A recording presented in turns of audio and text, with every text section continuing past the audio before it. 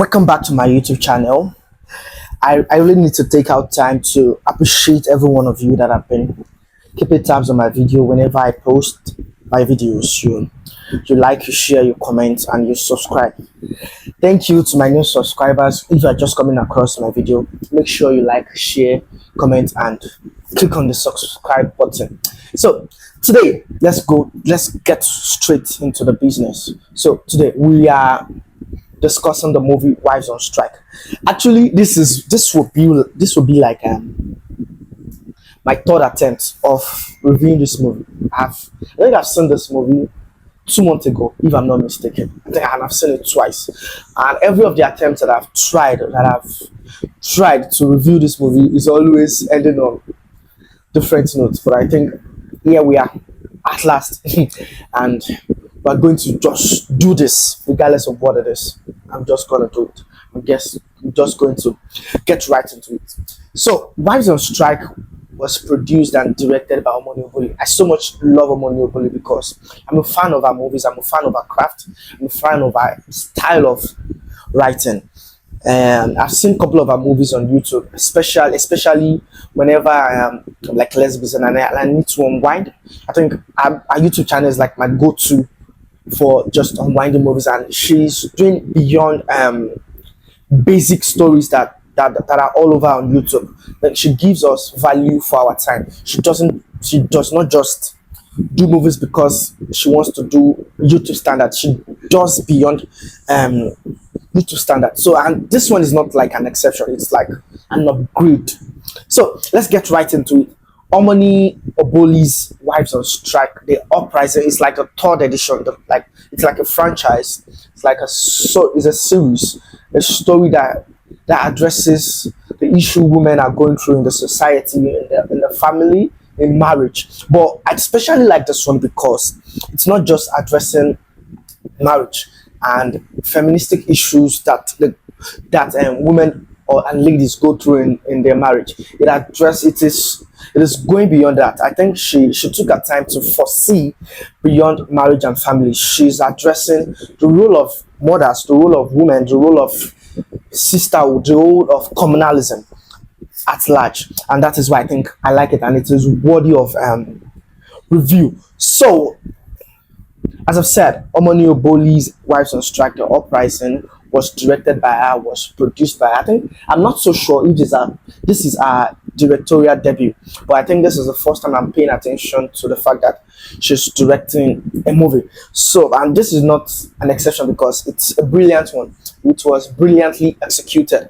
It was not just a script. I think it was a blend of a perfect script and combination and coming together of professionals. I think that is the major 8 point for me. She brought in her sisters, her friend that she considered as sisters. I like the fact that she did not just cast them because they are friends, but she knows that they are up to task. And this movie, I would rather call it coming together of the professionals, because I've seen a couple of movies where there are a lot of stars. It is star studded rather.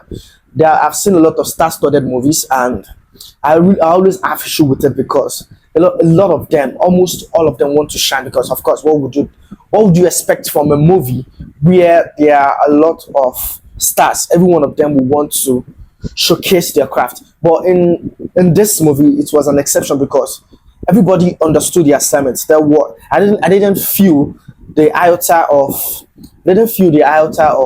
competition. I didn't feel any reason, or I didn't feel any energy of I wanted to shine. Everybody came with their A game and delivered as expected.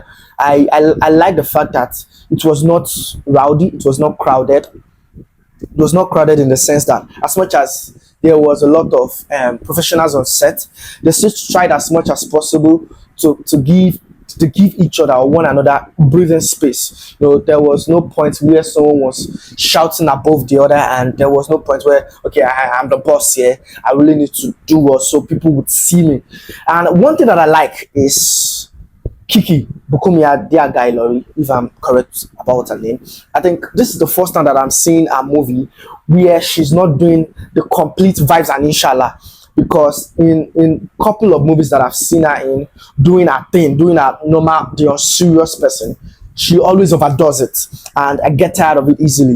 But in this movie, I think Omoni Oboli found a balance. She was able to explore her talent, able to bring out the juice that she has. That I don't think any director has done that. She plays the balance between the seriousness and passing the message. And the most fantastic thing about it was that Bukumi matched the professional's energy. I think this is the first time she's in a movie with the likes of Uche Jumbo, Ufoma McDermott, and Omoni Oboli herself.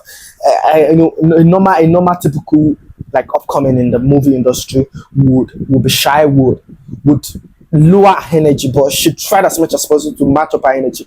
And I think when I was watching this movie in the cinema, someone was like, Badon would have done the same way she performed. And immediately I struck it that Badon wouldn't have matched the energy because of age difference and the total unseriousness. If we wanted a complete unseriousness, I think Badon would have fit in. But I think the director wanted balance between your seriousness and the whole professionalism, which Bukumi really brought into the movie. One thing that I like about the movie is that it was addressing governmental decadence, because and the way it addressed the governmental decadence was not just portraying it in a complete or a total bad way.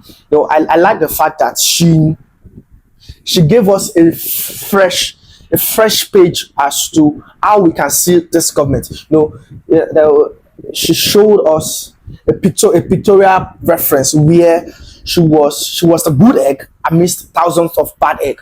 It now brings to the fact that there are a lot of people aspiring for the post in any governmental settings, but they wish to do well. They wish to do well in office, but their efforts are being frustrated by either their contemporaries or people in higher offices. Because there was a representation of where she was trying to do well for her community, because Omoni Oboli was like the local government chairlady, and she meant well for the community, but people in the higher space frustrated her effort.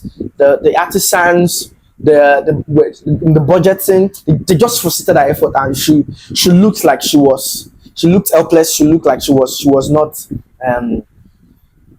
capable of the office. And I think this is a reality, because we cannot completely say there are people in the office, there are people who are aspiring, who are vying for posts that do not really mean well. But once they get there and they want to do well, their efforts get frustrated. And of course, there's a saying that says if you cannot beat them, you have to join them.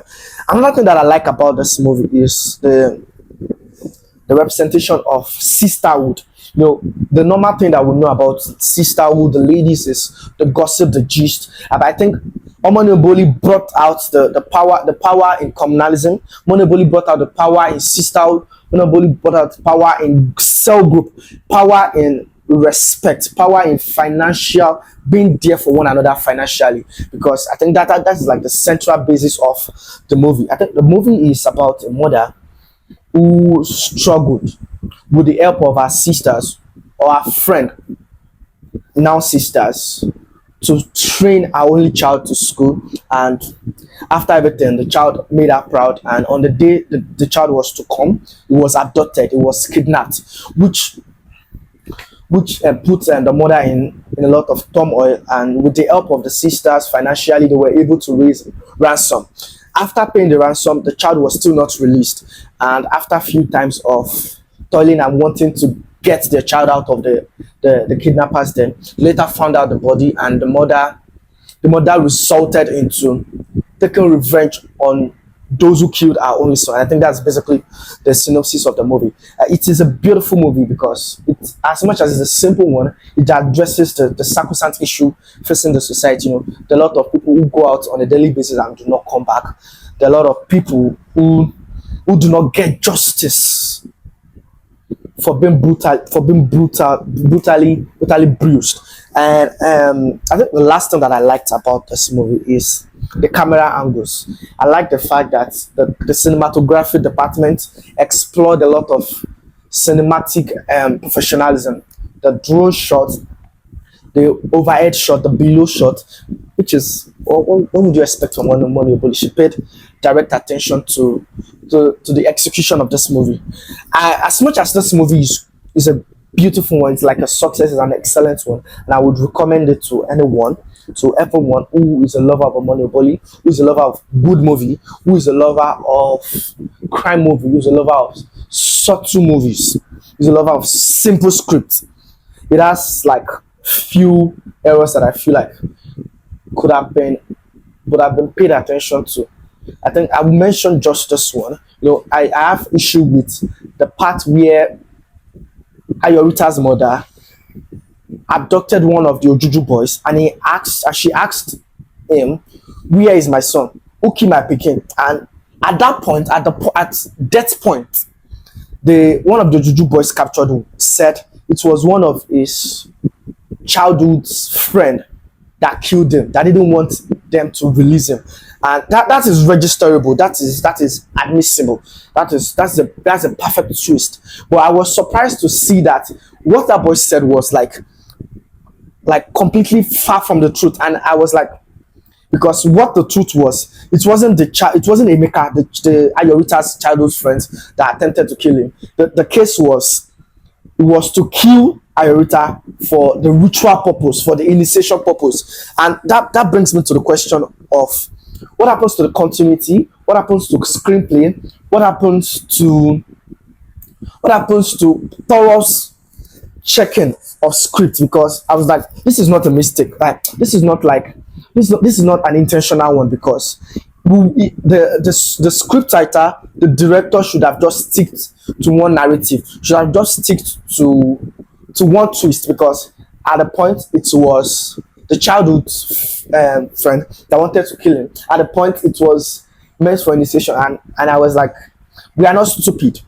I felt completely offended. For real, I felt completely offended that, for someone that is critical, a critical person will see that.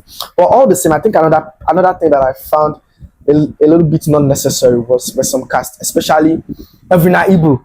Evina Ibru's, for our status, for our person, I feel like our role in that movie was not necessary. It could have been played by a minor person, although maybe a guest appearance, but I feel like our role was not necessary in the movie.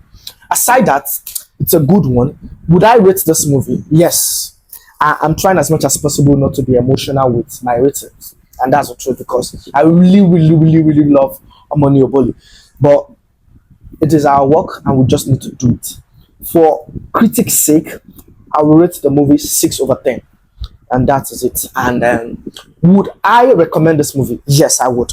Is it part of my top 10?